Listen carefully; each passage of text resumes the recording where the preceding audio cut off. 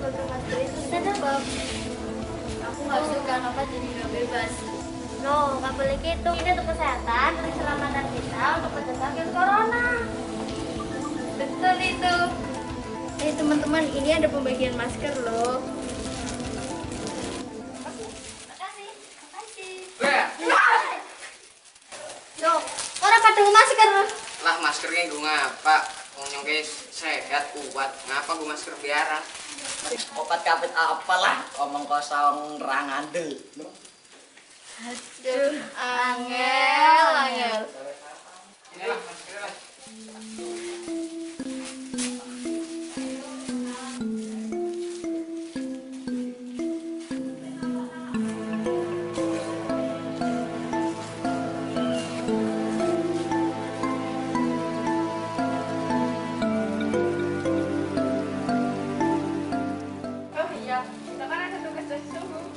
Oh iya.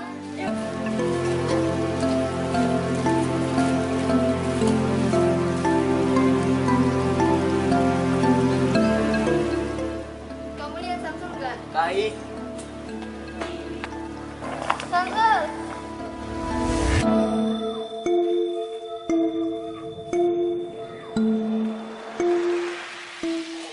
Tadi Bu Puspita dapat telepon, katanya ibumu sakit, demam, sesak nafas. Terus sekarang mau dibawa ke rumah sakit. Kamu disuruh pulang, mau ditemani bapak ibu guru. Woi, tolong. Tolong.